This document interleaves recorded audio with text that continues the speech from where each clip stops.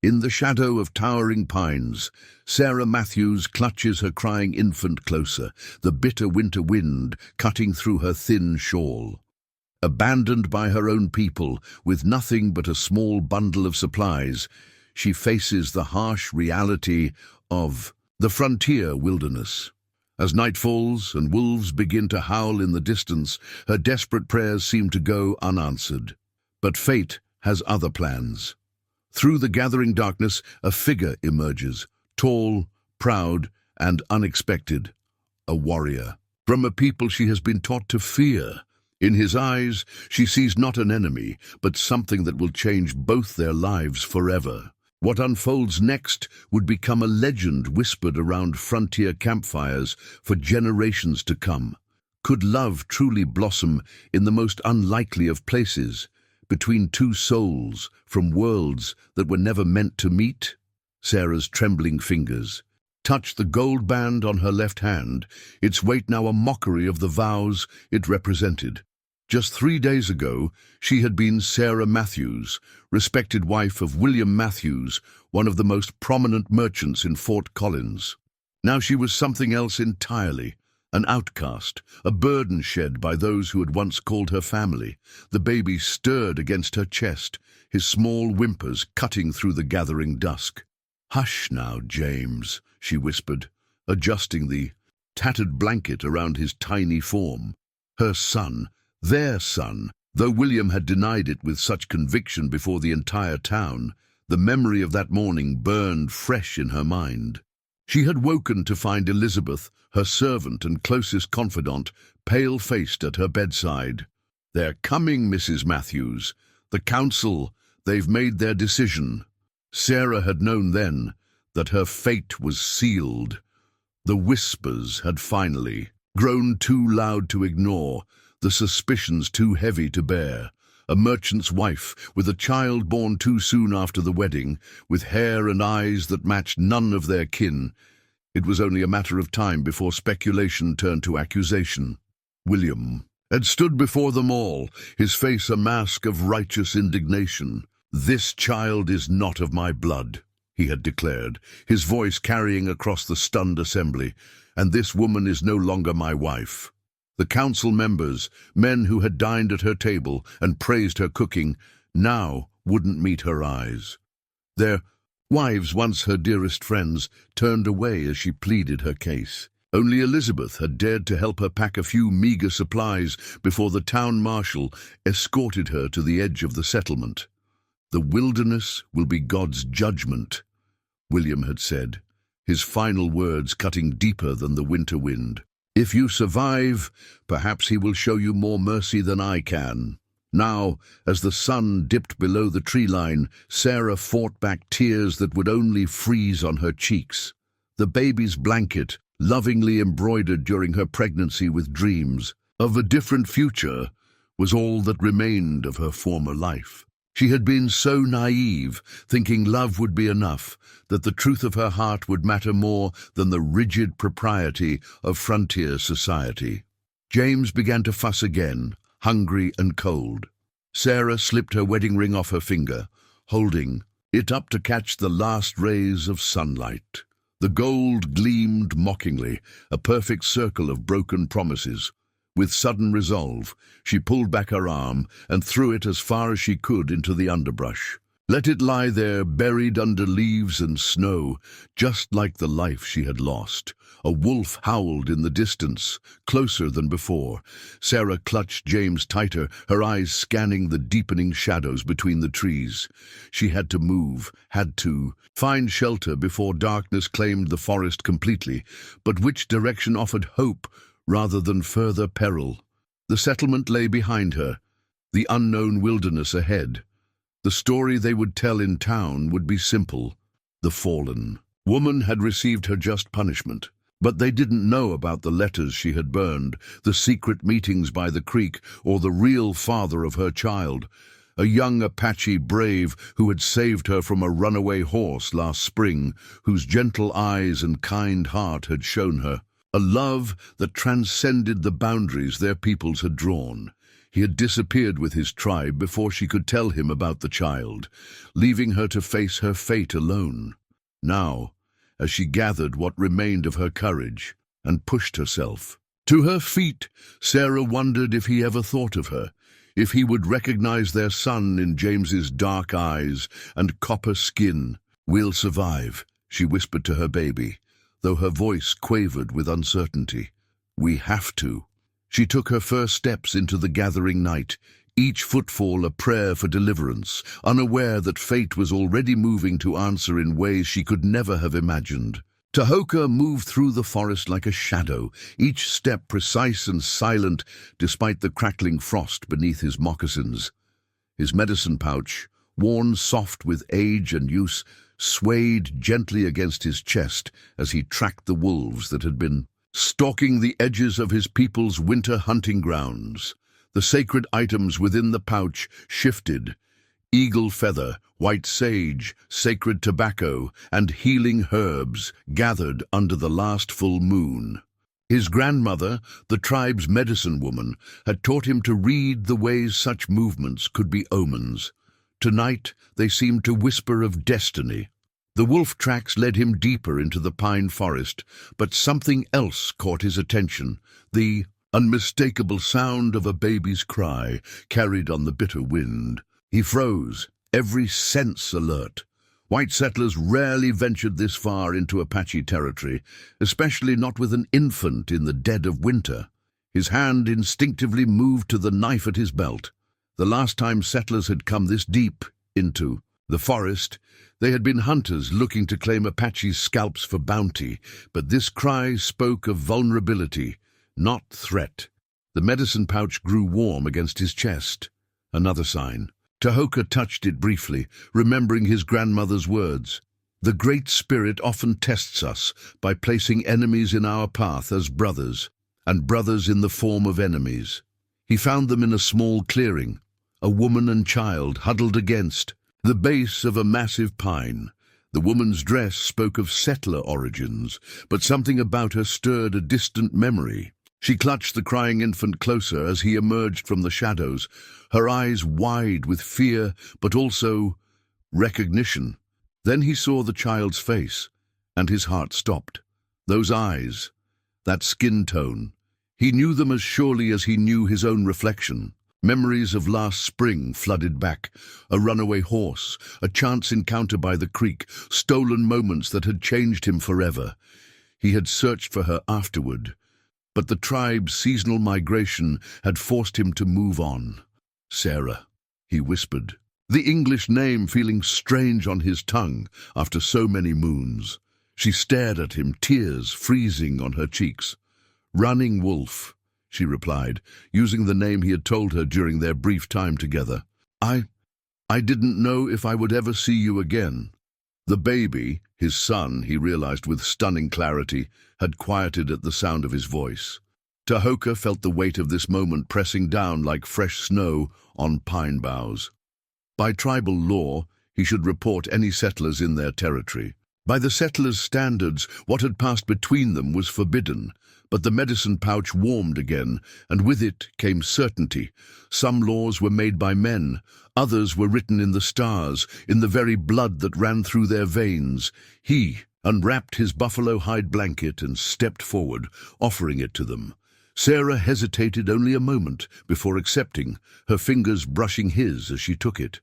That simple touch bridged moons of separation, oceans of cultural division. "You have been cast out," he said, not a question but a statement. He had seen it before, how the settlers sometimes turned on their own with a cruelty that rivaled the worst winter storms.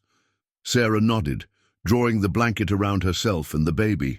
They knew he wasn't my husband's child." She looked down at their son, then back at Tahoka with a mix of fear and hope. "I didn't know I was carrying your child when you left. I couldn't find a way to tell you." Tahoka knelt beside them, gently touching the child's cheek. The baby grabbed his finger with surprising strength, and in that grip he felt the pull of blood and destiny. The medicine pouch had led him here for a reason. "The wolves are coming," he said, scanning the darkening forest. And the night grows colder. My people's winter camp is 2 days' journey from here. He paused, knowing his next words would set all their fates in motion. I can take you there, but you must trust me completely. The path will not be easy. Sarah looked at their son, then back at Tahoka. In her eyes, he saw the same courage that had first drawn him to her, the spirit that had dared to love across boundaries of race and culture. I trust you, she said simply. I always have. Tahoka helped them to their feet, wrapping the buffalo hide more securely around them both. As he led them away from the clearing, he felt the medicine pouch grow still against his chest. The signs had been read, the choice made. Whatever came next, they would face it together. The first hours of their journey passed in tense silence, broken only by James's occasional whimpers and the distant howling of wolves. Tahoka led them through the darkness with uncanny precision, his knowledge of the forest evident in every chosen path and avoided obstacle. Sarah struggled to keep pace, her town boots ill-suited for the snowy terrain. Each step was a battle against exhaustion and cold, but she pressed on, drawing strength from the solid presence of Tahoka ahead and the precious weight of James against her chest. When they reached a small cave just before dawn, Tahoka held up his hand for them to stop. He disappeared inside for a moment, checking for predators before emerging and beckoning them in. We rest here, he said in his careful English. The storm comes soon. As if summoned by his words, fat snowflakes began to fall. Sarah sank gratefully onto the cave floor, her legs trembling with fatigue. James had fallen into an exhausted sleep, his small face peaceful against her shoulder. Tahoka worked quickly and efficiently, gathering wood and starting a small fire near the cave's entrance. The flames cast dancing shadows on the rock walls as he pulled items from his pack, dried meat, a water skin, and a newly carved wooden spoon he offered to Sarah. Eat, he said, passing her a strip of dried buffalo meat. You need strength, Sarah accepted the food with murmured thanks, watching as he moved about the cave with practiced ease. In the firelight, she could study him properly for the first time since their reunion. He was exactly as she remembered from their spring encounters. Tall and proud, with eyes that seemed to hold ancient wisdom despite his relative youth. The spoon, he said, gesturing to the wooden utensil he'd given her. I made it while we walked. For the child, for our son. His voice caught slightly on the last words, and Sarah felt tears prick her eyes at the simple gift's significance. His name is James, she said softly, but perhaps he should have an Apache name as well. Tahoka looked at her with surprise and something like hope. He sat down across the fire, his expression thoughtful. Among my people, names are given with great care. They must be earned or revealed through signs and dreams. Sarah nodded, remembering the stories he had told her during their secret meetings by the creek. Those precious moments when two worlds had briefly touched, sharing knowledge and dreams before duty and circumstance tore them apart. Tell me, she said, cradling James closer, what do your people believe about children born between two worlds? Tahoka was quiet for a long moment, adding small sticks to the fire. Such children are rare, he finally said. Some see them as a bridge between peoples, others as a sign of weakness. He met her eyes across the flames. But my grandmother, our medicine woman, she speaks of ancient prophecies, of a time when the barriers between tribes would fall, when new blood would bring new strength. A log cracked in the fire, sending sparks spiraling upward. James stirred, making small, hungry sounds, and Sarah adjusted her shawl to nurse him. Tahoka respectfully averted his eyes, but not before she caught the wonder in his expression at seeing his son. I have lived among my people and watched the white settlers, he continued. Both sides cling to their fears like shields, seeing only enemies where there might be brothers. But when I found you that day by the creek, he touched the medicine pouch at his chest. The signs were clear, though I tried to deny them. Sarah remembered that day with perfect clarity. her horse spooked by a rattlesnake, Tahoka appearing like a spirit from the forest to grab the reins. The look that passed between them, transcending language and prejudice, the weeks of secret meetings that followed, each one a step deeper into a love they knew was forbidden. "And now?" she asked, her voice barely above a whisper. "What do the signs tell you?" Tahoka reached into his pouch and pulled out a handful of herbs, sprinkling them over the fire. A sweet, earthy aroma filled the cave. "They tell me that every path has its purpose, that what seems like an ending may be a beginning." He looked at James, then back at Sarah. "But the path ahead will not be easy. My people, they will not all understand." "Nor would mine," Sarah said with a touch of bitterness, remembering the cold faces of the town council. "Though I suppose they're not my people anymore." "No," Tahoka agreed, but his voice was gentle. "Now you must find a new people, or perhaps—" He smiled slightly. "We must become our own." The storm outside grew stronger, but inside the cave, a different kind of warmth began to grow.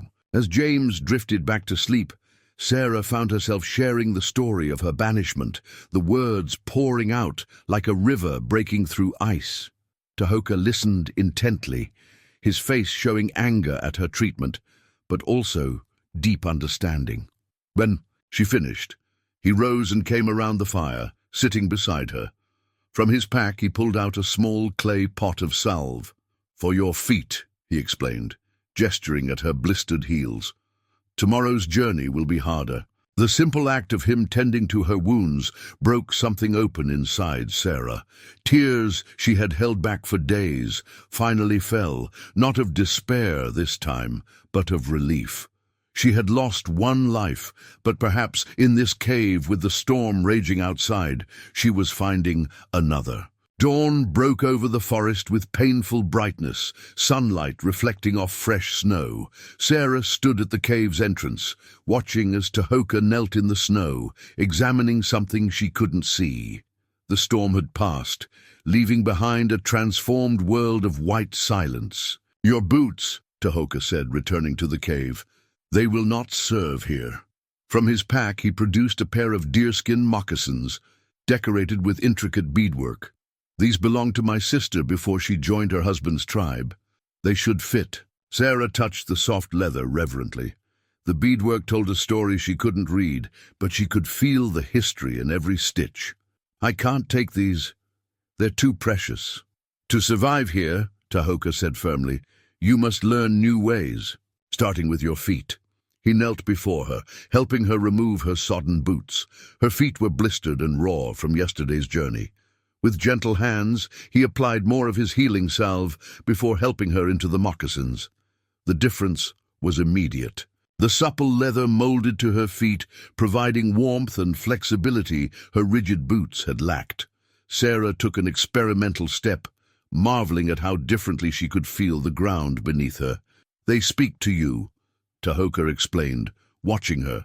"Through them, you learn to read the earth's face." As they prepared to leave the cave, Tahoka showed her how to wrap James more securely against her body, using a long strip of deerskin to create a carrier that left her hands free. "My people carry their children this way," he explained. "It keeps them close to the mother's heart while allowing her to work." The day's journey became a series of lessons. Tahoka pointed out tracks in the snow, deer, rabbit, fox, teaching her to read the story they told. He showed her which trees offered the best shelter, which bark could be made into tea, which branches would make the driest firewood. "Watch how I walk," he instructed, demonstrating how to move through deep snow with minimal effort. "The snow is not your enemy. It can be your path, your water, your shelter." Sarah tried to mimic his movements, finding a new rhythm in the way he seemed to glide rather than trudge. James, warm and secure in his new carrier, slept peacefully against her chest. Near midday, they paused in a small clearing. Tahoka disappeared briefly, returning with a handful of dried berries he'd spotted beneath the snow. As they shared this simple meal, Sarah noticed him watching her with an intensity that made her cheeks warm despite the cold. "What is it?" she asked. "You move differently already," he said. "Less like a settler woman, more like—" He paused, searching for the right words. "More like someone who belongs here." The compliment touched her deeply. In the settlement, she had always felt slightly out of step, too curious about the world beyond the fort walls, too eager to learn the ways of the land and its original people. It had been one of the things that had drawn her to Tahoka during their spring encounters, his willingness to share his knowledge, to see her curiosity as a strength rather than a flaw. As they continued their journey, Sarah found herself sharing memories of their earlier meetings, filling in the pieces of their story that each had missed. She told him of her growing certainty about James's parentage, the increasingly desperate attempts to hide her condition, the final bitter confrontation with William. Tahoka listened, his face darkening at the mention of her former husband. "Some men," he said carefully, "mistake cruelty for strength. My people believe a man's true worth is measured by how he treats those under his protection." The afternoon sun was beginning to dip when Tahoka suddenly stopped, raising his hand for silence. Sarah froze, every sense alert as he'd taught her. Then she heard it, voices in the distance speaking English. "Hunters," Tahoka whispered, pulling them behind a large pine. "From your settlement?" Sarah strained to listen, her heart pounding. "I don't recognize the voices, but—" She clutched James closer. "They could be looking for me." Tahoka's expression grew grave. "Then we must be as the deer, swift and silent." He studied the terrain ahead, then pointed to a rocky ridge. "There is another path, known only to my people. It will add a day to our journey, but it will keep us safe," Sarah finished. She adjusted James in his carrier and nodded. "Lead on."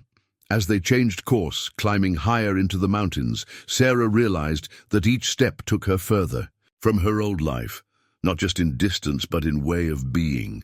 The moccasins on her feet, the child secured to her chest in the Apache way, the growing ability to move quietly through the winter forest, all of it was transforming her into someone new.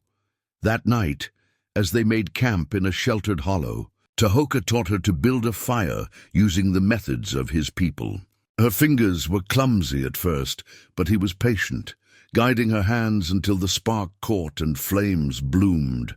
"Tomorrow," he said as they sat beside their small fire, "we will reach the hunting grounds where some of my people make their winter camp. They will have many questions." Sarah looked down at James, peacefully nursing in the firelight. "Will they accept us?" Tahoka touched the medicine pouch at his chest, a gesture she was coming to recognize as his way of seeking guidance. "They will accept what the spirits have clearly blessed," he said finally, "but we must be prepared to prove ourselves worthy of that blessing." Sarah nodded, understanding that tomorrow would bring new challenges, new lessons, new ways of proving herself. But for now, in this moment, she felt a peace she had never known within the settlement's walls. Here, under the vast star-filled sky, with Tahoka's quiet strength beside her and their son in her arms, she was finally walking the path she was meant to find. The morning brought fresh snow and troubling discoveries. While gathering firewood on the outskirts of their camp, Sarah found it nailed to a tree, a wanted poster, its edges curled and weather-worn, but the words still clearly legible. "Missing, Sarah Matthews, and infant son. Reward offered for information," leading to their safe return to William Matthews of Fort Collins. Her hands trembled as she read the carefully crafted lies beneath. "Woman believed unstable and dangerous to the child, may be seeking Indian territories." The implications were clear. William was painting her as a mad woman who had kidnapped their son, rather than a wife he had cast out. Tahoka found her there, still staring at the poster. His face hardened as she translated the words for him, his hand instinctively moving to the knife at his belt. "Your former husband," he said, his voice tight with controlled anger. "He speaks with a forked tongue. These words paint you as the snake when he is the one who strikes from hiding." Sarah crumpled the poster, her initial fear giving way to anger. "He wants to save face," A respected merchant can't admit he cast out his wife and an innocent child. Better to make me the villain of the story. Tahoka took the crumpled paper from her hands, examining it closely. These are not just words, they are tracks, like those we follow in the snow. They tell us of hunters who have passed this way before. The reality of their situation settled over them like a heavy blanket. They were being hunted from both sides now. Settlers who would see Sarah as a kidnapper and madwoman, and any Apache who might view them as a threat to the tribe's safety. "Tell me," Sarah said quietly, "what does your medicine pouch say about this?" Tahoka touched the sacred bag, his expression thoughtful. "It speaks of circles, how what we flee often lies on the path ahead. To survive, we must face it." A cry from the camp interrupted them, James awakening hungry. As they walked back, Tahoka spoke of his own past, of choices that had shaped his path. "When I first saw you by the creek last spring," he said, "I had just completed my warrior's training. The elders spoke of my future, of leading war parties against the settlers. But in your eyes, I saw a different kind of strength, a different way forward." Sarah remembered those first encounters, how he had taught her words in his language, how she had shared stories of her life in the East. Two people from different worlds, finding unexpected common ground. "My grandmother," Tahoka continued, "she told me of a vision, of a time when the boundaries between our peoples would blur, when new paths would open. I didn't understand then. Perhaps I still don't fully understand now." They reached the camp, where James's cries had subsided to unhappy whimpers. As Sarah settled to nurse him, Tahoka built up the fire, his movements precise but troubled. "The wanted poster changes things," he said finally. "The winter camp I spoke of. My people will have heard these lies. They will be watching for a woman with a child." Sarah felt cold that had nothing to do with the winter air. "Then where can we go?" Tahoka's face showed the first real uncertainty she had seen from him. "There is a place, a sacred canyon, where my grandmother sometimes goes to seek visions. Few others dare to venture there. The spirits are said to be strong, demanding respect and courage from those who enter their domain." "Would they welcome us?" Sarah asked, understanding that he spoke of more than just physical shelter. "The spirits?" A small smile touched his lips. "They welcome truth, or so my grandmother teaches, and what is between us," he gestured to encompass her, himself, and James, "that is a truth deeper than the lies men write on paper." The wind shifted, carrying with it the distant sound of wooden wheels on frozen ground, a wagon, perhaps more than one, moving through the valley below. Tahoka's expression grew grave. "We must leave soon," he said. "The canyon lies 3 days' journey to the north, but first—" He reached into his medicine pouch and pulled out a small handful of herbs. "We must ask for guidance, for protection." As he began a quiet chant in his native tongue, sprinkling the herbs over the fire, Sarah held James close and watched the smoke rise into the winter sky. She thought of the wanted poster, of William's lies spreading through the territories like poison vines. But here, in this moment, with the sacred smoke curling around them and Tahoka's prayers rising to the spirits, she felt something else taking root.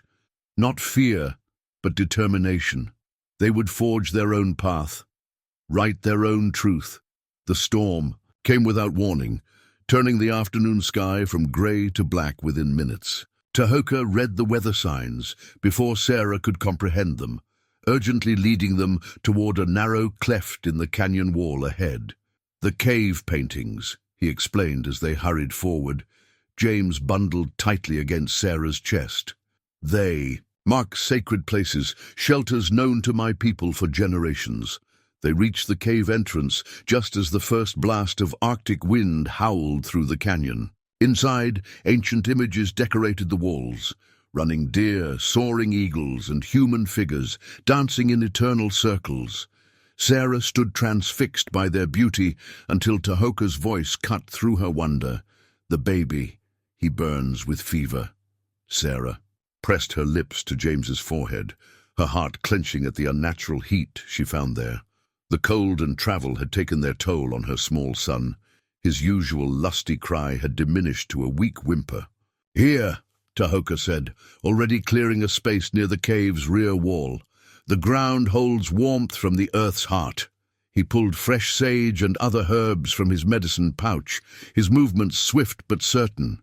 Sarah laid James on the buffalo. Tahoka spread out, her hands shaking as she unwrapped him. The infant's skin was flushed, his breathing rapid and shallow. "I don't know what to do," she whispered, maternal fear clawing at her throat. Tahoka knelt beside them, his face calm but intense. "Then we will learn together." He began crushing herbs between smooth stones, speaking softly as he worked. "My grandmother taught me the old ways of healing, the plants, the prayers, the power of belief. They work together like strands in a basket." Outside, the storm raged with increasing fury, but inside the cave, a different kind of power was building. Tahoka mixed the crushed herbs with melted snow, creating a paste that he gently applied to James's chest and feet. His hands moved with ritual precision as he chanted in his native tongue, the words seeming to draw strength from the ancient paintings surrounding them. "What are you saying?" Sarah asked, mesmerized by the rhythm of his voice. "I ask the spirits of this place to recognize this child as their own," he translated between verses. "He carries the blood of two peoples. He bridges two worlds. His fever burns not just from sickness, but from the struggle between these worlds within him." Sarah watched as he worked, her fear gradually giving way to a deep trust in his knowledge and care. Hours passed, marked only by the storm's fury and James's fitful sleep. Tahoka taught her to read the signs of the fever's progress, the changes in breathing, the subtle shifts in skin temperature. "My people believe that caves like this are the earth's womb," he explained during one quiet moment. "Places of transformation, where what enters must change to survive." Sarah touched the cave wall, feeling the rough texture beneath the painted figures. "Like James now, like us."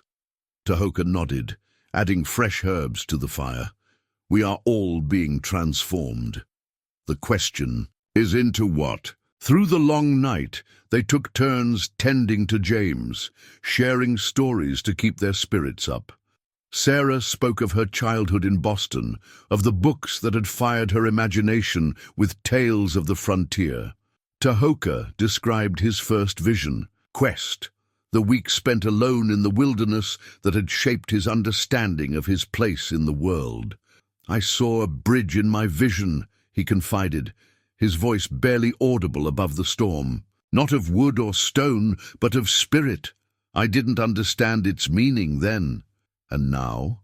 Sarah asked, cradling their sleeping son, whose fever had finally begun to break. "Now, I think perhaps it was a glimpse of this moment, of what we might build together." Dawn arrived with blessed silence, the storm having spent its fury. James woke hungry but cooler, his cry strong once more. As Sarah nursed him, she studied the cave paintings in the growing light, seeing them with new understanding. "These figures," she said, pointing to a particular group of dancers. "They're different colors, different shapes, but they're dancing together." "Yes," Tahoka said, pride and affection mingling in his voice. "Our ancestors knew what many have forgotten, that strength comes not from staying apart, but from joining together." They emerged from the cave into a transformed landscape. The storm had scoured the world clean, leaving behind a pristine blanket of snow and ice-glazed trees that sparkled like diamonds in the morning sun. "The fever is gone," Sarah said, touching James's now cool cheek. "But something's changed, hasn't it? More than just his health." Tahoka touched his medicine pouch, then reached out to include Sarah and James in the gesture. "The spirits of this place have claimed him, claimed us all. We are no longer merely wanderers seeking shelter. We are becoming something new."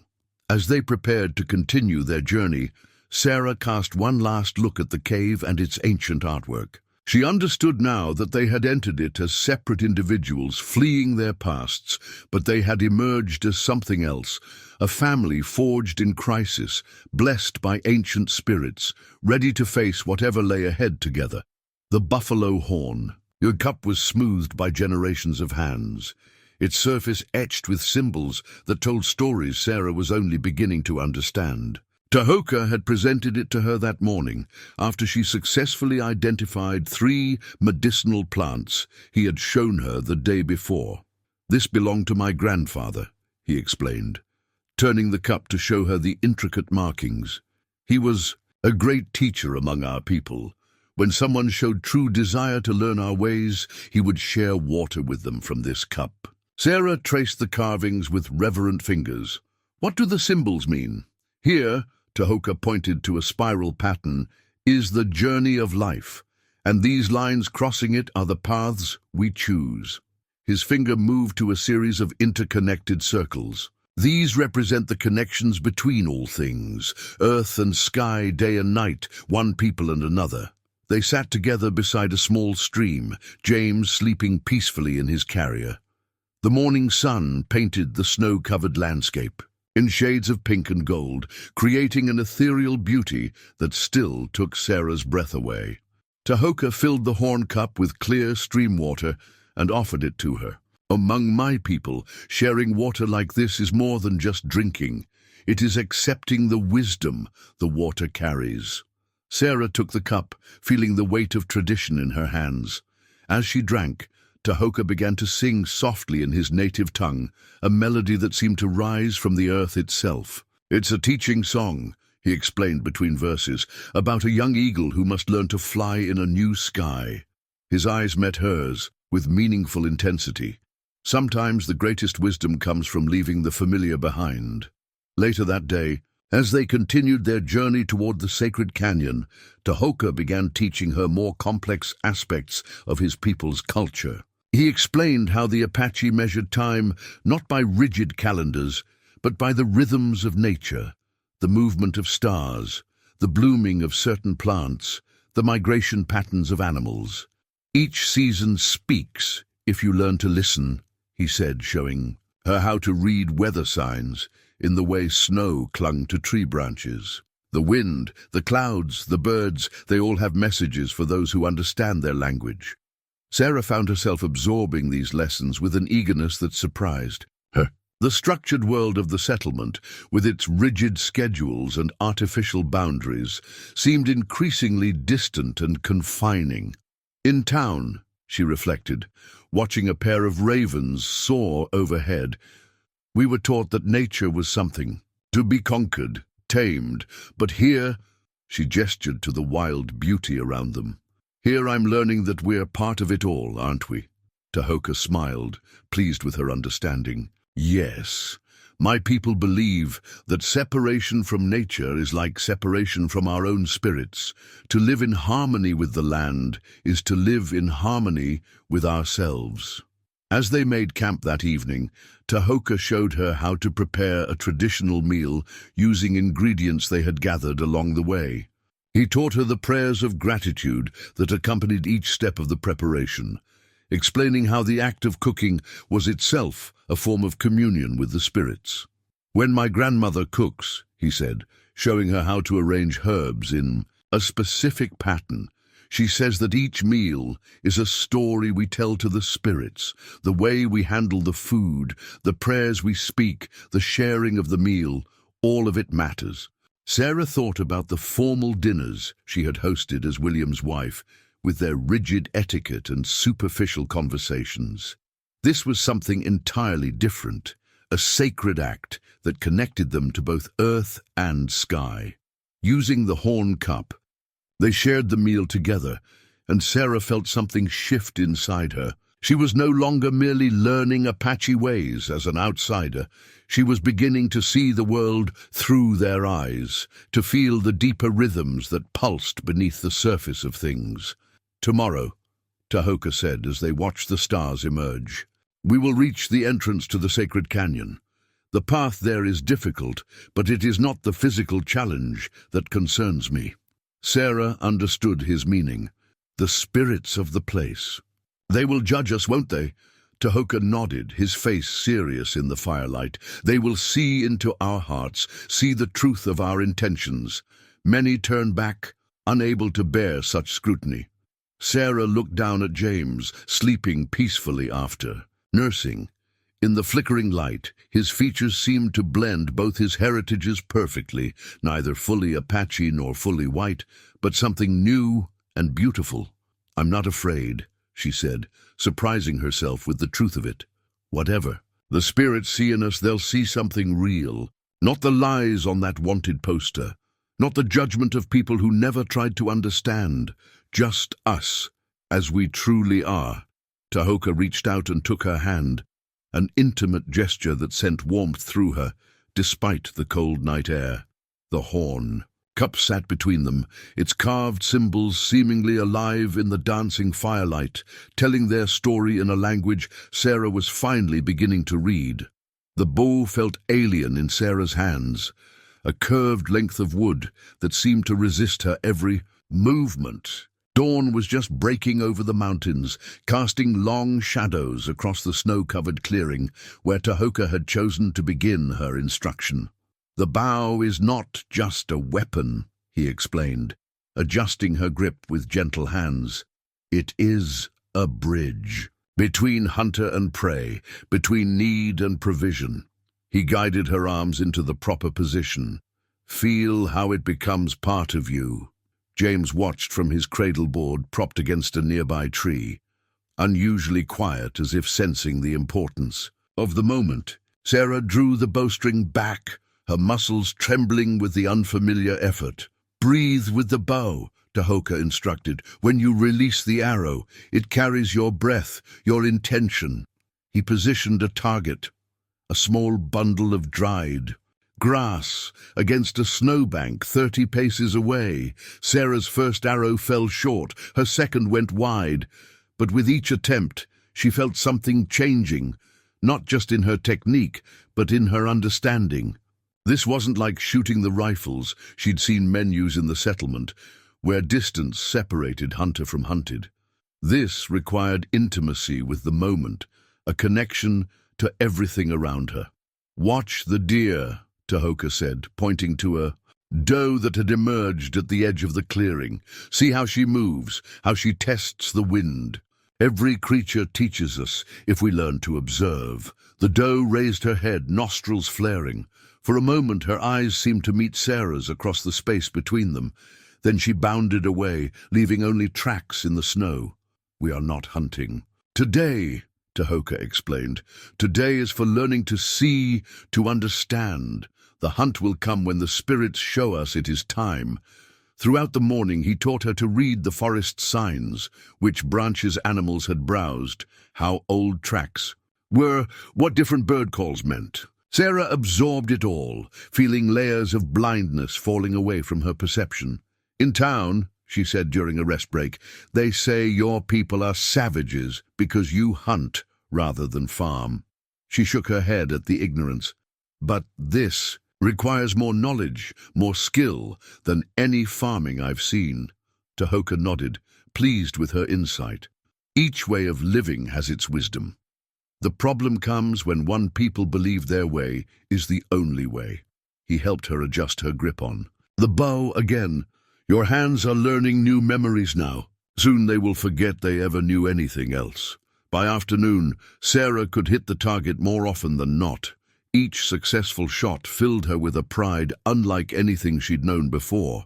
This wasn't the hollow pride of social status she'd had as William's wife, but something earned through effort and understanding. "Now," Tahoka said as the sun began to decline, "you must make your own arrows." He showed her how to select the right wood, how to straighten shafts using heat, how to attach feathers with sinew and pine pitch. As she worked, he told her stories of his people's great hunters, both men and women. "Many of our strongest hunters have been women," he said. "They understand patience, the need to nurture life even as they take it." Sarah thought about this as she carefully fletched her first arrow. In the settlement, she had been taught that a woman's strength lay in submission, in making herself smaller to fit within prescribed boundaries. Here, under Tahoka's guidance, she was learning that true strength came from expanding into one's full nature. The hunter's moon rose full and bright as they made camp that evening. Sarah sat by the fire, her new bow across her lap, watching James nurse contentedly. Tahoka prepared their evening meal, his movements sure and graceful in the firelight. "Tomorrow," he said, "we will try hunting for real." He met her eyes across the flames. "Are you ready?" Sarah touched the bow, feeling how it had already begun to shape itself to her hands. "Yes," she said, and knew it was true. She was ready for this, ready for all of it. Not just hunting, but the new life she was choosing, the person she was becoming. Later, as James slept and the fire burned low, Tahoka taught her the hunter's prayers, ancient words asking permission from the spirits of the animals they would seek.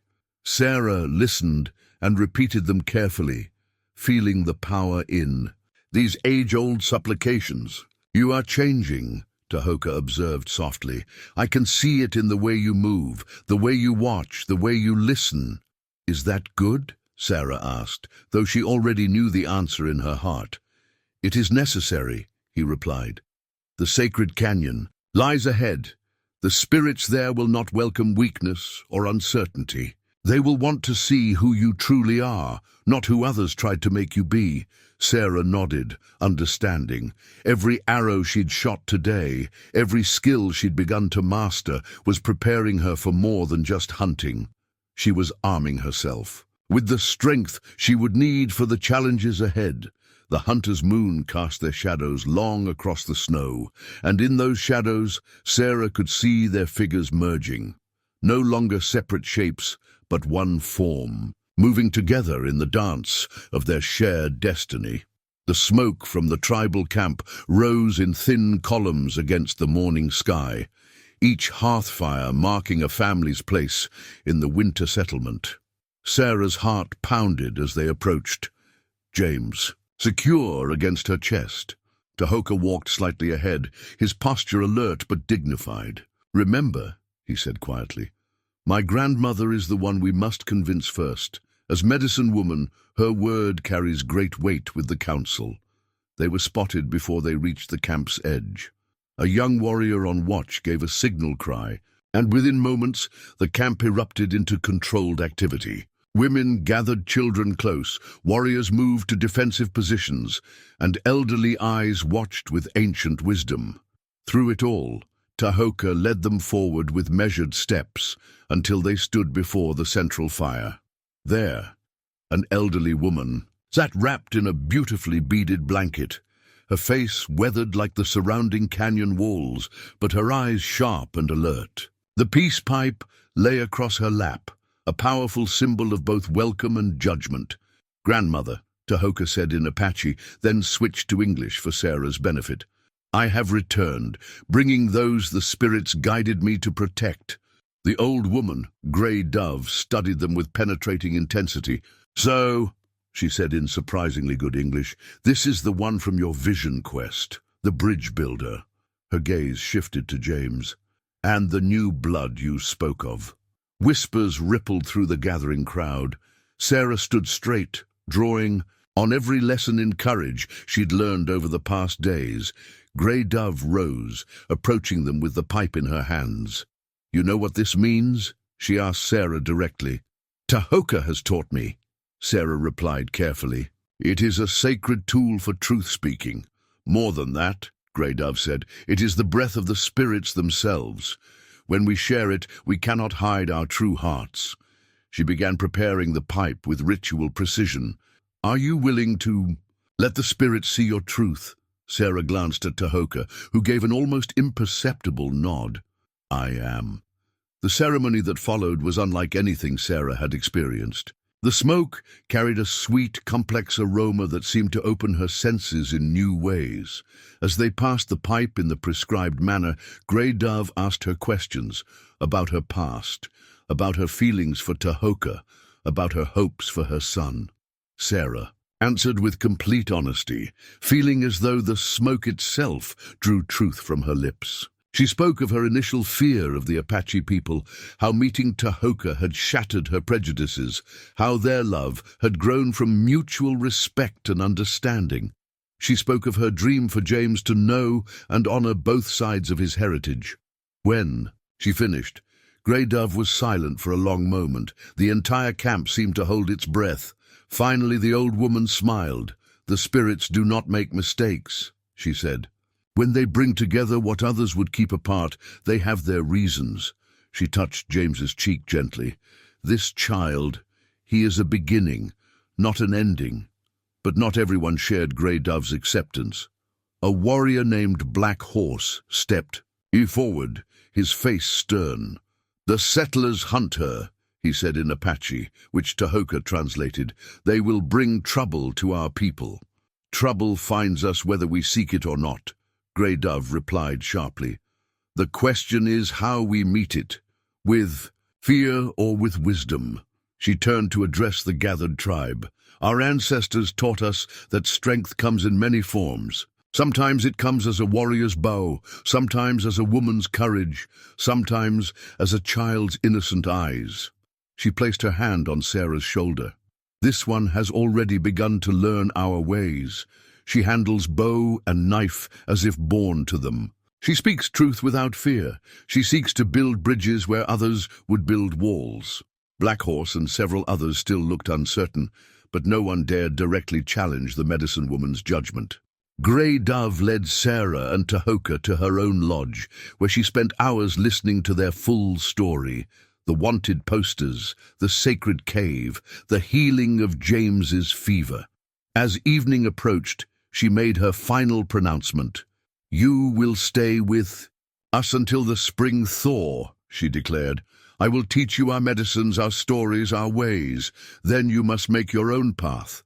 She fixed them both with a knowing look. The sacred canyon still waits. Its spirits will want their own answers. That night, as they sat by Grey Dove's fire, the old woman shared stories of other times when the Apache had taken in outsiders, how some of their strongest medicine people had come from unexpected places. "The heart knows no boundaries," she said, watching James sleep peacefully in his cradle board. "Only the mind builds walls." Sarah felt a profound sense of relief, tinged with new responsibility. They had found temporary sanctuary, but she knew this was just the beginning. The real test, the sacred canyon, still lay ahead. But for now, watching Tahoka speak softly with his grandmother, seeing the acceptance in the faces around the fire, she allowed herself to hope that they were building something new and meaningful, something that might help bridge the vast divide between their peoples. Sarah's journal lay open beside her as she ground herbs in Grey Dove's lodge. The pages filled with careful notes in both English and Apache. 2 months had passed since their arrival at the winter camp, and each day brought new knowledge, new challenges, and new understanding. "The bark must be ground finer," Grey Dove instructed, watching Sarah's technique with sharp eyes. "Medicine must go down smooth as water to do its work properly." Sarah nodded, adjusting her grinding motion. She had learned to read the old woman's moods, to understand when correction was actually praise in disguise. The journal had been Grey Dove's idea, a way to preserve knowledge that might otherwise be lost. "Your people write everything down," the medicine woman had said, "while mine hold it all in memory. Perhaps there is wisdom in both ways." A commotion outside drew their attention. Black Horse and his hunting party had returned, but their usual disciplined order was broken by urgency. Tahoka, who had been teaching young warriors nearby, moved to meet them. Sarah followed, James secure in his cradleboard on her back. She caught fragments of rapid Apache conversation, words about settlers, about tracks in the snow, about papers nailed to trees. Her heart sank even before Tahoka turned to translate. "They found more wanted posters," he said quietly, "closer than before. And there are wagon tracks, several wagons moving together." "Settlers?" Sarah asked, though she already knew the answer. "A search party," Black Horse cut in, his English clipped but clear. They offer much money now for the woman and child. His eyes held accusation. They say she stole tribal secrets, say she bewitched an Apache warrior. Sarah felt the weight of stares from around the camp. 2 months of slowly building trust seemed to waver like smoke in the wind. But before the whispers could grow, Grey Dove's voice rang out. "Bring me these papers," she commanded. "Let us see what new lies they tell." The posters, when brought, were worse than before. They painted Sarah as a thief of sacred knowledge, claiming she had stolen tribal medicines and secrets. The reward had indeed grown substantial, enough to tempt even those who might otherwise stay uninvolved. "Clever," Grey Dove said, studying the papers. "They use fear of both peoples against us. Settlers fear their women going native, while tribes fear their knowledge being stolen." She looked at Sarah. "How do you answer these charges?" Sarah stood, straight, speaking in the Apache she had worked hard to learn. "My journal is open to all. What I learn with permission and respect. I seek to build understanding, not steal secrets." She opened the journal, showing the careful drawings of plants, the notes on their preparation, the Apache words written phonetically beside their English translations. "Every page holds gratitude for your teachings. Every herb I grind, every medicine I make, carries prayers of thanks." Grey Dove nodded approvingly, but Black Horse was not so easily swayed. "The settlers will not stop," he argued. "They will bring more men, more guns. Already they press closer to our winter grounds." "Then perhaps," Tahoka spoke up, "it is time we considered the sacred canyon." A hush fell over the gathering. Even Black Horse looked uncomfortable at the mention of that forbidden place. "The canyon," Grey Dove mused. "It has been many winters since anyone sought permanent shelter there." She looked at Sarah thoughtfully. "The spirits there demand much from those who would make it their home." "We're ready," Sarah said, surprising herself with her certainty. She touched the journal, then the medicine pouch she now wore at her hip. "Everything you've taught us, it's been preparing us for this, hasn't it?" Grey Dove smiled, the expression transforming her weathered face. "Perhaps. Or perhaps you were already meant for this path, and we have simply helped you find it."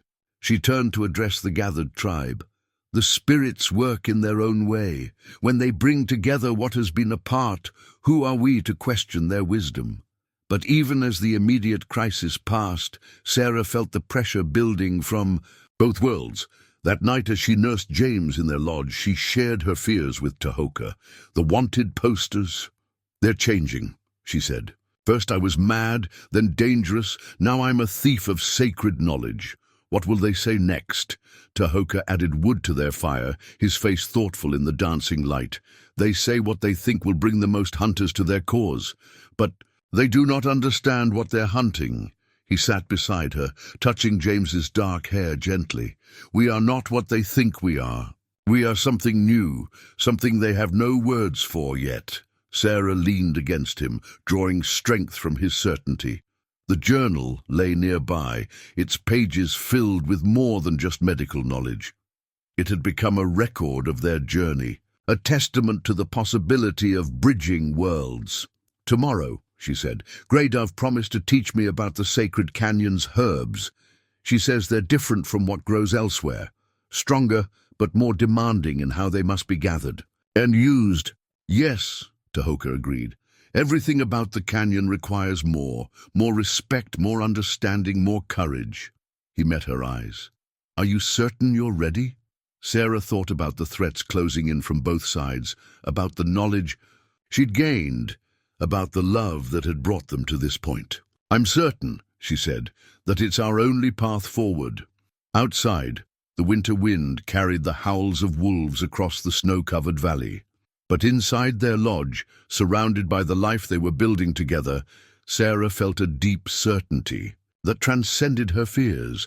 They were creating something that had never existed before, a bridge between worlds, a new way of being that honored both paths while blazing a trail towards something greater.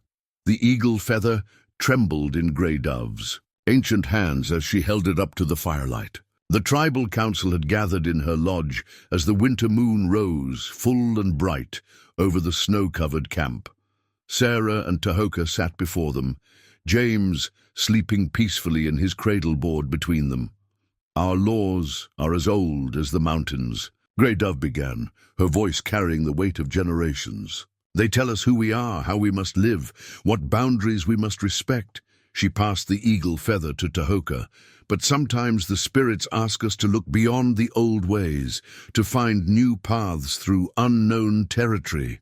Black Horse shifted, uncomfortably. "The old ways keep us strong, keep us safe." "Do they?" Grey Dove challenged. "Look around you. The settlers push closer every season. Their ways spread like wildfire across our hunting grounds. Safety lies not in hiding from change, but in learning to shape it." Sarah watched the eagle feather pass from hand to hand around the circle, each council member weighing not just their future, but the future of both peoples. When the feather reached her, its softness surprised her, such strength in something so gentle. "Speak," Grey Dove commanded.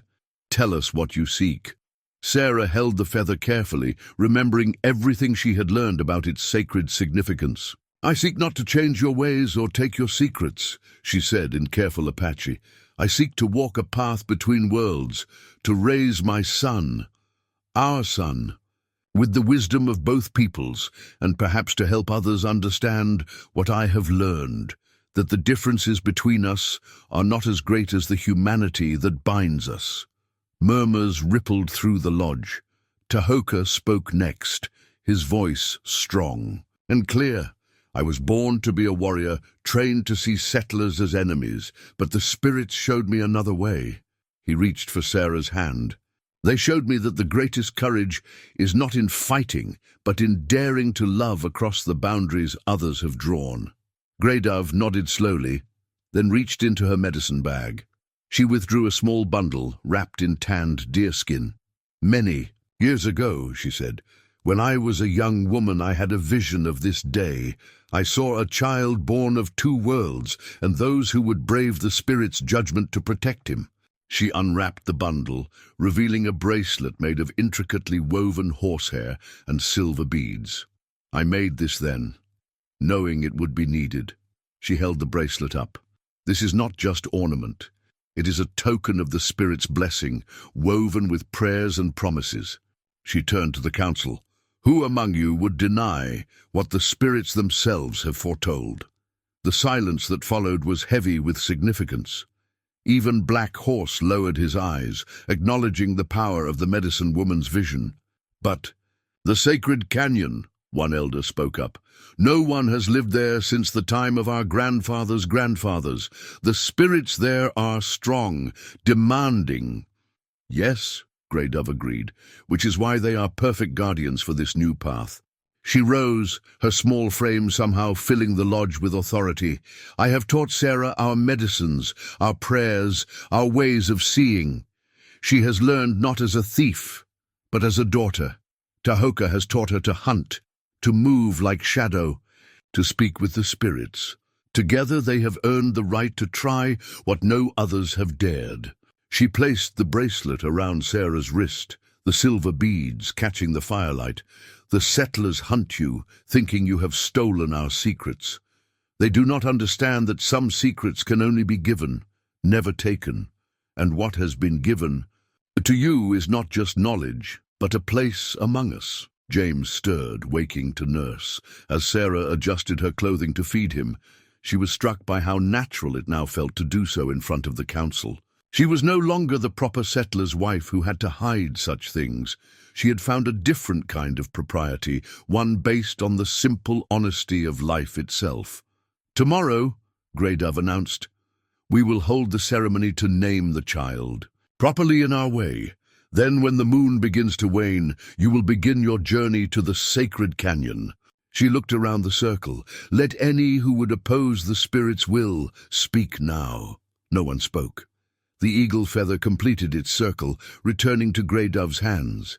She held it up once more, this time with a smile that held both triumph and sadness. So it is decided. What was begun in secret love will now be blessed in open ceremony. The path ahead will not be easy, but it will be true. Later that night, as they lay in their lodge, Sarah traced the intricate pattern of the bracelet with her fingers. "I never thought I'd find acceptance here," she whispered. "I never thought I'd find myself." Tahoka drew her closer. "The spirits led us to each other for a reason. Now they lead us to the canyon for another. Whatever we face there, we face together." Outside, an owl called into the night, a sound that Sarah now knew was considered a messenger of change. She touched the bracelet again, feeling the prayers woven into every strand, and knew that whatever challenges lay ahead, they had been blessed with something stronger than any force that would try to tear them apart. The broken compass lay in the snow, its needle spinning uselessly, the glass cracked but intact. Black Horse had found it during his morning patrol, along with fresh tracks that told an ominous story. The search parties were no longer just random groups of settlers. They were organized, methodical, and far too close. "Military men," Black Horse said grimly, pointing out the boot prints to Tahoka. "They move in formation, like wolves hunting in pack." Sarah knelt to examine the compass, her heart racing. She recognized the inscription on its brass back. "Property of U.S. Army Rangers, Fort Collins Division." William had called in more than just local help. He had convinced the military that this was a matter of territorial security. "How many?" she asked, though she dreaded the answer. "3 groups," Black Horse replied, his previous hostility forgotten in the face of a common threat. "Maybe 10 men each. They carry winter supplies. They mean to stay until they find you." Tahoka's face was grave as he studied the tracks. "They're cutting off escape routes to the north and east. They know these mountains well enough to guess where we might go." The implications hung heavy in the crisp morning air. The sacred canyon lay to the northwest. For now, their planned route remained clear, but that could change quickly. Back in the camp, preparation for their departure had taken on new urgency. Grey Dove worked tirelessly, preparing medicine bundles and teaching Sarah the final sacred songs she would need. The old woman's face showed the strain of compressed time.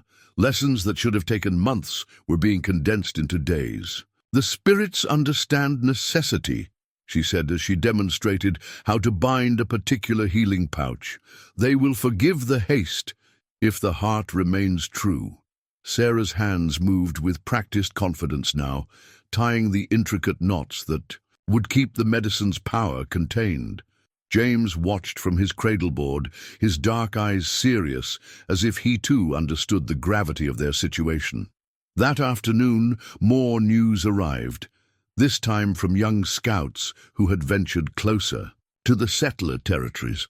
They spoke of rewards posted in every trading post and military station, of dogs being brought in to track their scent, of William Matthews himself riding with one of the search parties. "He spreads poison with his words," one scout reported. "Tells everyone the woman is mad, that she feeds tribal secrets to enemies of the territory. Some believe him, some don't, but all want the reward." Sarah felt the weight of those lies pressing down like a physical force. She had known William was proud, knew he would not accept the shame of his wife leaving him for an Apache warrior. But this level of vengeance, this twisting of truth into weapon, it showed a darkness she had never fully recognized during their marriage.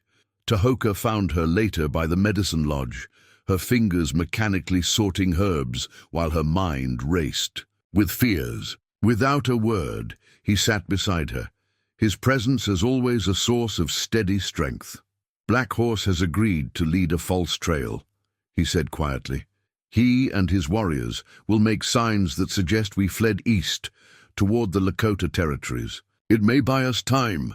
Sarah nodded, touched by this gesture from the man who had once been their strongest opponent. "And the canyon, do they know of it?" "No settler maps show it," Tahoka assured her, "and even if they did, few would dare to follow. The spirits there have ways of confusing those who enter without proper preparation." That evening, as the camp Prepared for what everyone knew might be their last night together, Grey Dove called them to her lodge for a final ceremony. The old woman's medicine pouch was laid open, revealing treasures and tools gathered over a lifetime of healing. "Choose," she instructed Sarah. "The spirits will guide your hand to what you will need most." Sarah closed her eyes, letting her fingers move over the sacred items. They settled on something smooth and cool, a stone that seemed to pulse with its own inner warmth. When she opened her eyes, Grey Dove was smiling. "The dreaming stone," she said approvingly. "It helps one see the true path when all others are clouded. Your heart chose well." As they left the lodge, the sound of distant howling drifted through the winter air, but these were not wolf voices. "Dogs," Tahoka said tersely. "They've started the hunt in earnest."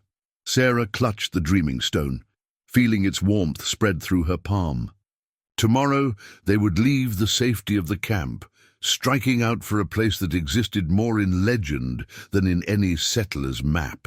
Looking at the complex mix of determination and worry on the faces around her, she realized that they were all entering unknown territory. Not just she and Tahoka, but the entire tribe, choosing to help forge a path between worlds. That night, as she nursed James one last time in the medicine lodge, she caught sight of her reflection in a polished silver mirror. The woman who looked back at her bore little resemblance to the settler's wife who had been cast out months ago. This woman's eyes held both wisdom and wildness. Her bearing showed strength earned through trial, and around her wrist, the blessed bracelet gleamed with promises yet to be fulfilled. The warrior's shield caught the morning sun, its painted surface gleaming with sacred symbols that seemed to move in the light. Grey Dove had insisted Sarah take it, though such shields were typically reserved for proven warriors. "Its medicine is strong," the old woman had said. "It will protect more than just your body." Now crouched behind a snow-covered boulder with James secured tightly to her back, Sarah understood. The shield's weight against her arm lent her strength as she watched Tahoka move silently through the trees below, tracking the search party that had stumbled too close to their escape route. 4 men, armed with rifles and wearing military uniforms, moved through the forest with practiced precision. But they were following the wrong signs, reading the wilderness with settlers' eyes. They missed the subtle warnings Tahoka had left, markers that any Apache child would recognize as meaning danger ahead. Sarah's hand tightened on her bow as a 5th figure emerged from the shadows. Even at this distance, she would know him anywhere. William. Her former husband rode with an officer's bearing, his face set with righteous determination. The sight of him sent ice through her veins, not from fear but from the sudden clarity of how little she had ever really known him. A sharp bird call, Tahoka's signal. 3 more Apache warriors materialized from the forest like smoke, encircling the search party. Sarah nocked an arrow, just as she'd been taught, though she prayed she wouldn't have to use it. The confrontation exploded without warning.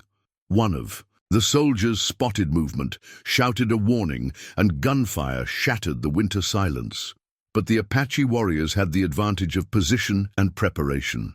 2 soldiers went down quickly, tangled in cleverly hidden snares. William's voice cut through the chaos. "The woman! Find the woman and child!" He wheeled his horse toward the ridge where Sarah hid, either guessing her location or spotting some sign of her presence. As he raised his rifle to clear the path ahead, time seemed to slow. Sarah stood, drawing her bow in one fluid motion. The arrow she aimed at her former husband carried all the weight of their shared past, all the lies and betrayals, all the ways he had tried to break her spirit. "William!" Her voice rang across the space between them. He turned, rifle still raised, and she saw the moment of recognition flash across his face. Whatever he had expected to find in the wilderness, it wasn't this. His former wife, standing tall with a warrior's bow, an Apache shield on her arm, and their supposed son secured safely behind her. "Sarah!" Confusion and rage warred in his expression. "What have they done to you?" "They taught me to be free," she answered, her arrow unwavering. "Something you never could." A shot cracked out. One of the fallen soldiers had managed to raise his rifle. The bullet splintered the edge of Sarah's shield, the impact sending her stumbling backward. But the shield's medicine held true, deflecting what would have been a killing shot. Tahoka appeared like a spirit of vengeance, his knife flashing. The soldier fell silent.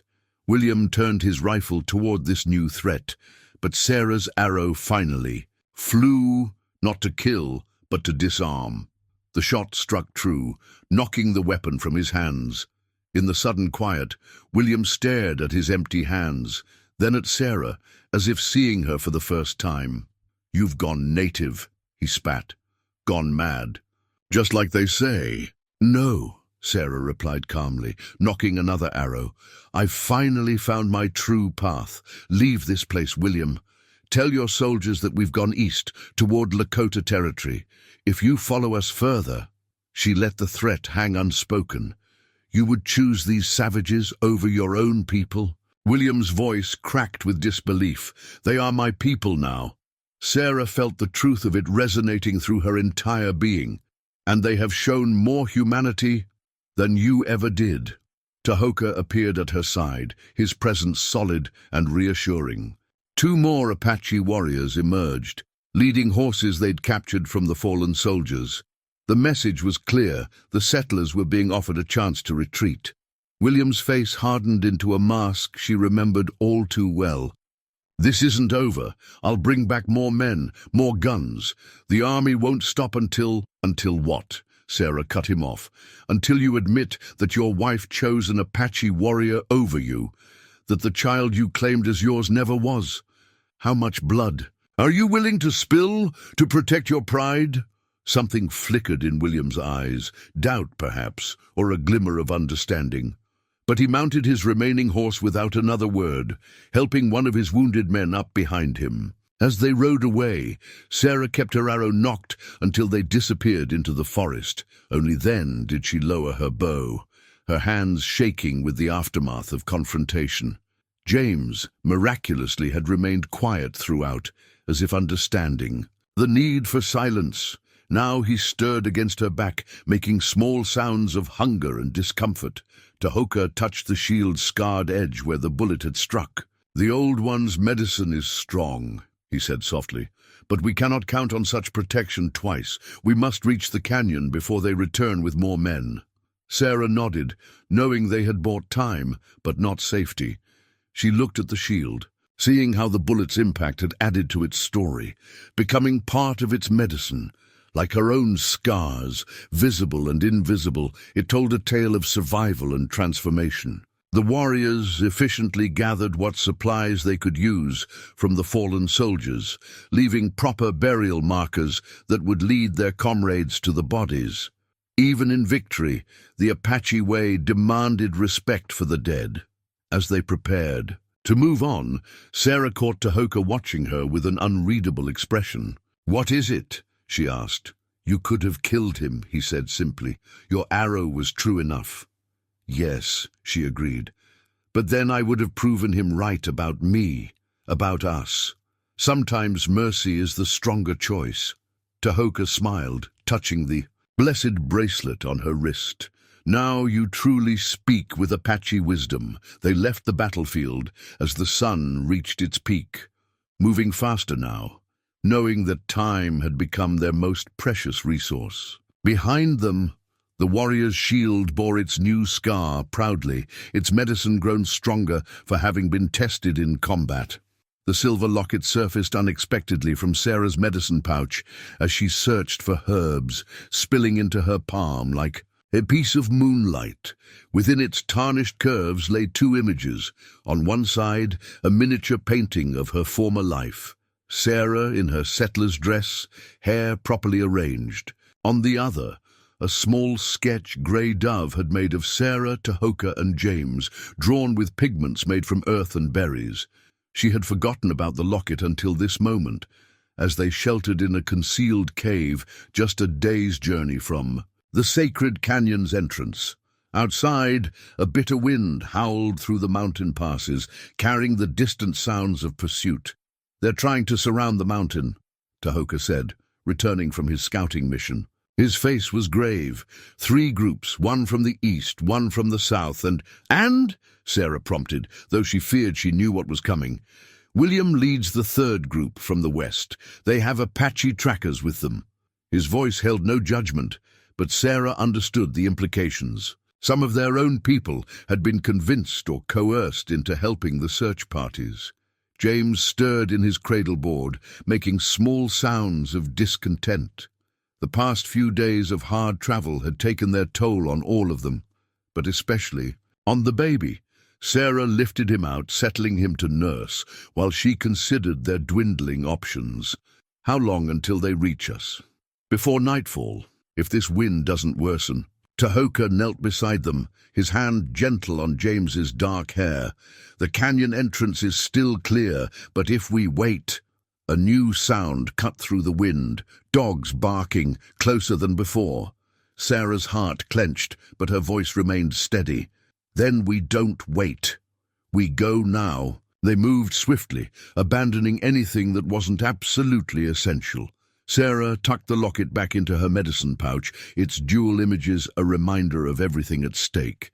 The warrior's shield, still bearing the scar from William's soldiers. Bullet was strapped securely across her back. They had covered perhaps a mile when the first shot rang out, echoing off the canyon walls. A group of riders had spotted them, William's voice carrying on the wind as he urged his men forward. "There! Don't let them reach the canyon."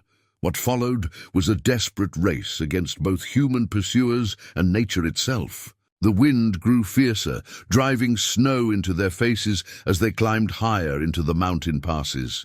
More shots fired, but the weather worked in their favor, making accuracy impossible at this range. Then disaster struck. A bullet found one of their pack horses, sending vital supplies tumbling down a rocky slope.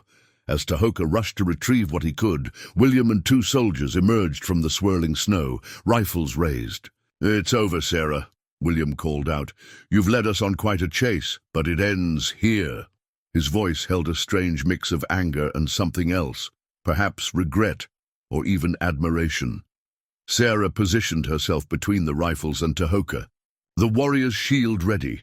James, secured tightly to her back, remained remarkably quiet, as if sensing the gravity of the moment. "You're right, William," she replied, her voice carrying clearly despite the wind. "It does end here, but not the way you think."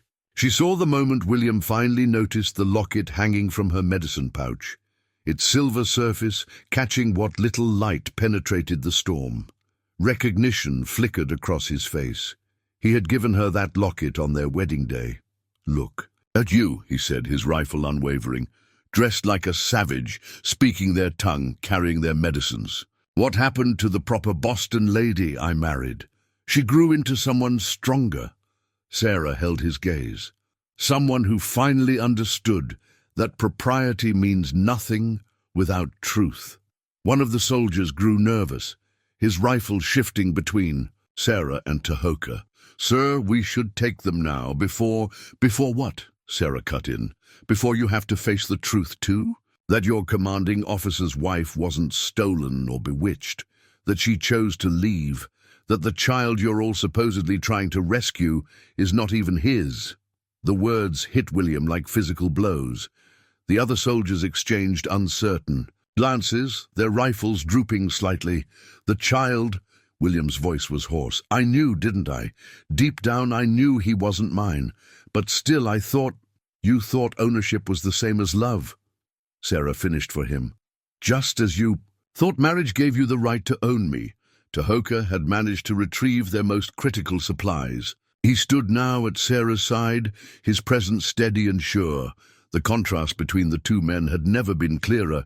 William rigid with his settler's certainties, Tahoka fluid and adaptable as the wild itself.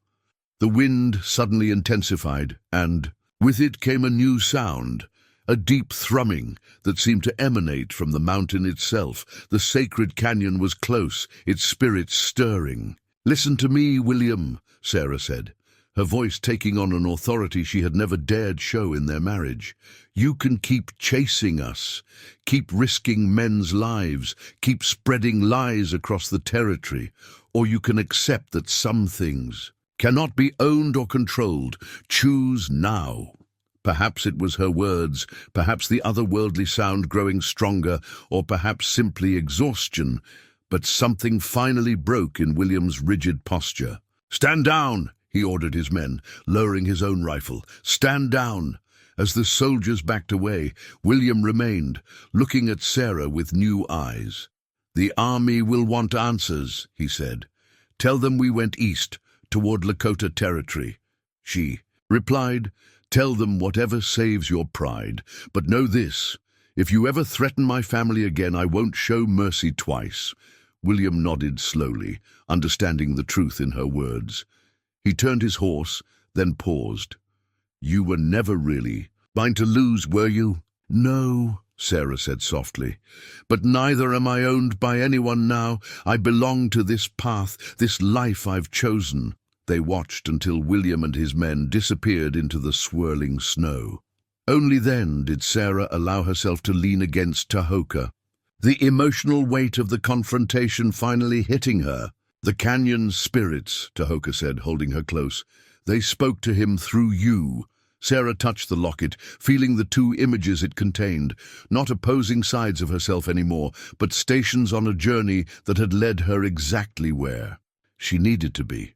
The ceremonial blanket unfolded like a story beneath Grey Dove's weathered hands, its intricate patterns blending Apache designs with symbols Sarah recognized from her former life. The old woman had worked through the winter nights to create this unprecedented gift, weaving together two traditions, just as Sarah and Tahoka had woven together two lives. "The spirits guided my hands," Grey Dove explained, spreading the blanket in the sacred canyon's heart. "Each pattern speaks of your journey, your trials, your triumph."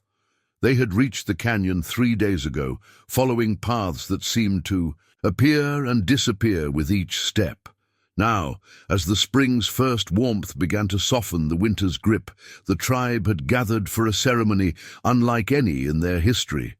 The canyon walls rose around them like ancient guardians, their surfaces decorated with paintings that seemed to shift and move in the changing light. Here, in this place where the veil between worlds grew thin, even the most skeptical members of the tribe could feel the rightness of what they witnessed.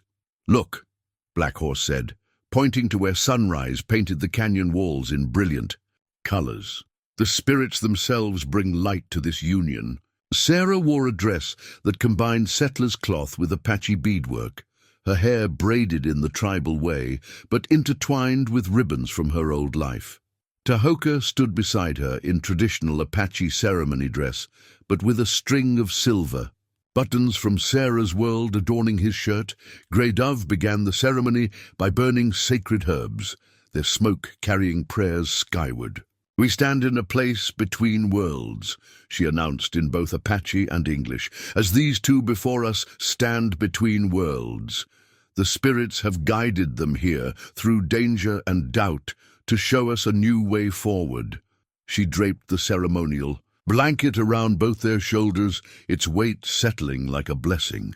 Sarah felt James stir in his cradleboard, now decorated with symbols from both his heritages. His small sound of contentment seemed to echo off the canyon walls.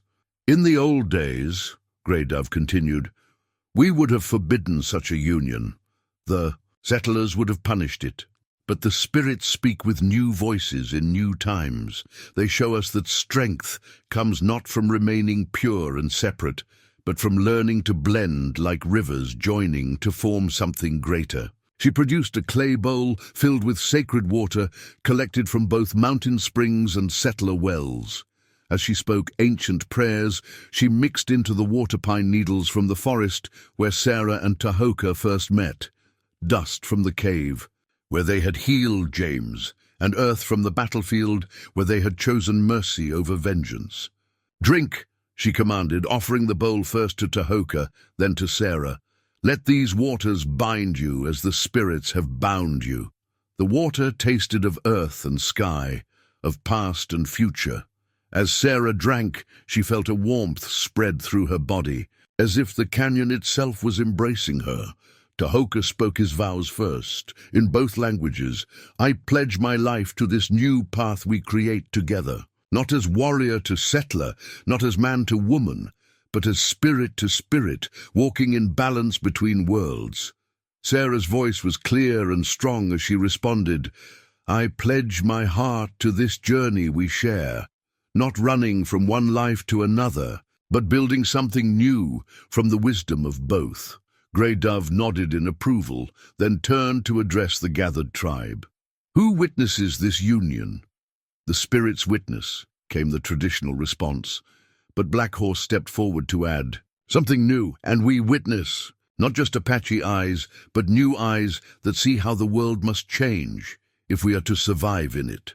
The ceremony concluded with a sharing of gifts that symbolized their joined paths.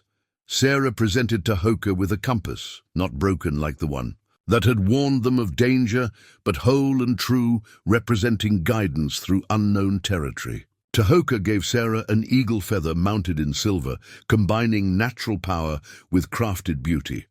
As the ceremonial songs filled the canyon, Sarah looked around at the faces of those who had become her people. She saw not just acceptance now, but understanding. They had all been changed by this journey, all learned to see beyond the boundaries of tradition. The ceremonial blanket settled around them like a map of their future, not a single straight path, but a pattern of interconnected ways forward. In its weaving, Sarah could read their whole story. The fear and flight that had brought them together, the courage that had kept them going, and now this new beginning, blessed by ancient spirits in a place where worlds could meet and merge. The beaded cradle board took shape under Sarah's skilled hands as spring turned to summer in the sacred canyon. Each bead she wove into the design told part of their story. Blue for the river where she and Tahoka first met, white for the snow they had traversed together, red for the dawn of their new life. The baby moves like a butterfly, she told Tahoka, touching her swollen belly. A year had passed since their ceremony, and now new life grew within her, a child conceived in freedom and blessed by both worlds. James, now walking and speaking a mixture of English and Apache, played nearby with the medicine pouches Sarah used to teach him about healing plants.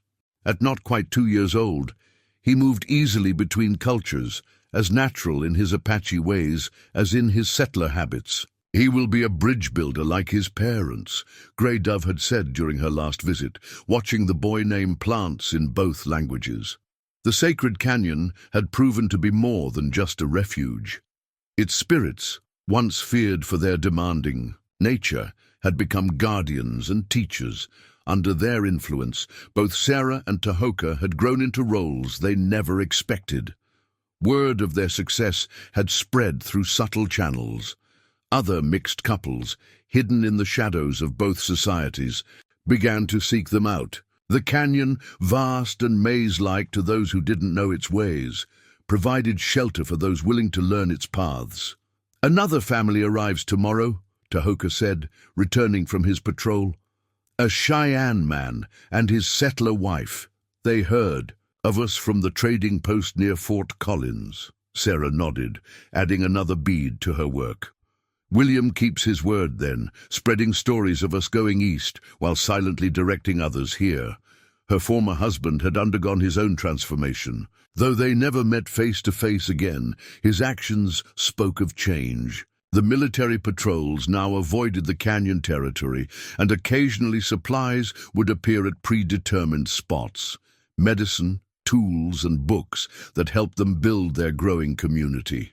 Black Horse arrived that afternoon, leading a hunting party that now regularly brought supplies to the canyon dwellers. Once their strongest opponent, he had become one of their most steadfast allies. The settlers' ways push closer to our traditional lands, he reported, sharing dried meat and news. But they speak differently now of the people. Your story has become legend among them, the woman who found wisdom instead of savagery among the Apache. Sarah smiled, remembering how far they'd all come from those first days of suspicion and fear. And what do our people say? They say that change comes like a river. Fighting it brings only destruction, but learning to swim in its currents brings new strength. He touched the medicine pouch he now wore, one Sarah had made for him, combining Apache medicines with settler healing herbs. That evening, as the canyon walls glowed with sunset, Sarah felt the first strong kicks of the child within her. Tahoka sat beside her, his hand joining hers over the active baby. "Grey Dove says it will be a girl," he said softly, "born under the thunder moon, when the canyon spirits dance in the rain." Sarah leaned against him, watching James play with other children, some Apache, some settler, some mixed like himself. They had created more than just a family. They had built a community that proved different worlds could not only meet but strengthen each other. "What shall we name her?" she asked, though she already knew the answer in her heart. "She will have two names, like her brother, one for each of her heritages, but both speaking the same truth." Tahoka touched the beaded cradleboard Sarah was creating. "These patterns you weave, they tell her story before she even arrives." Sarah ran her fingers over the intricate beadwork, a story of bridges built, of barriers overcome, of love that dared to challenge the boundaries others built. Around them, the canyon held its ancient silence, but it was a silence full of promise. The spirits that dwelled there had not only accepted their presence, but had helped them create something unprecedented, a place where children could grow up free of the prejudices that had once threatened to tear their parents apart. The story. Stick passed from hand to hand around the council fire, its carved surface telling their tale in symbols that bridged two worlds. 10 summers had come and gone since Sarah and Tahoka first sought refuge in the sacred canyon, and their story had become both legend and living truth. "Here," Sarah explained to the gathered children, pointing to the stick's intricate markings, "is where your parents found the courage to follow our path." Among the young faces, she saw reflections of both settler and tribal heritage, children born into a world where such mixing was no longer cause for exile, but reason for celebration. James, now 12 and tall for his age, sat with his 9-year-old sister Dawn Star. They were the living embodiment of the bridge their parents had built, as comfortable with Apache wisdom as with settler knowledge, their dual heritage a strength rather than a burden. "Tell us about the warrior's shield again," one child called out, "the one that saved grandmother Sarah." Sarah touched the aged shield that still hung in their lodge, its battle scar a reminder of choices made and mercy given. "The shield's medicine was strong," she said, "but the real protection came from the truth we carried in our hearts." Tahoka added wood to the fire, its light catching the silver in his hair, earned through years of guiding others to sanctuary. "The shield taught us that sometimes the greatest victory comes not from fighting," he said, "but from showing enemies a better path." The story stick continued its journey around the circle, each person adding their own memories to the tale. Black Horse, his face weathered but his eyes bright, spoke of how their example had changed the way Apache and settlers viewed each other.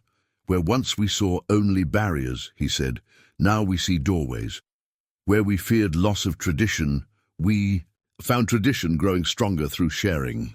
Dawn Star, named for the morning she was born, took the stick and traced the symbol of the ceremonial blanket that had wrapped her parents. "Grey Dove said our family was like this pattern," she said in her clear voice. "Many threads working together to make something beautiful and strong." Sarah felt tears well in her eyes at the mention of the old medicine woman who had passed to the spirit world the previous winter. Grey Dove had lived to see her prophecy fulfilled, the canyon becoming a place where wounds between peoples could heal, where ancient wisdom could guide new ways of living. The trading posts that had grown near the canyon's outer valleys stood as testament to their influence. There, Apache medicines were exchanged for settler goods, languages were shared, and stories passed between cultures. William's son from his second marriage now managed the post, ensuring that those seeking the canyon's sanctuary could find their way. The spirits knew, Tahoka said softly, taking Sarah's hand as the story stick completed its circle.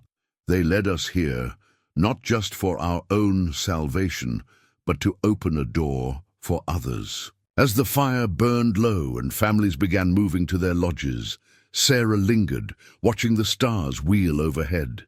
The canyon walls still held their ancient power, but now they sheltered hope instead of fear, possibility instead of prohibition. James approached, carrying his own medicine pouch, one that contained both his father's traditional herbs and remedies learned from settler doctors. "Mother," he said, "I've been thinking about what you and Father built here." "And what do you see?" she asked, recognizing in him the thoughtful wisdom that had always been his gift. "I see that love doesn't weaken traditions. It makes them stronger. Every story added to the stick makes the medicine more powerful." Sarah hugged him close, marveling at how the next generation could speak such simple truths that their elders had struggled so hard to learn. In the distance, a wolf's howl echoed off the canyon walls, not a warning now, but a reminder that all voices had their place in the greater song. The story stick would continue its journey, gathering new tales as the years passed. But its core would always tell of a woman and a warrior who dared to love across boundaries, of a child who brought two worlds together, and of ancient spirits wise enough to see that the greatest strength comes not from standing apart, but from finding ways to bridge the distances between hearts.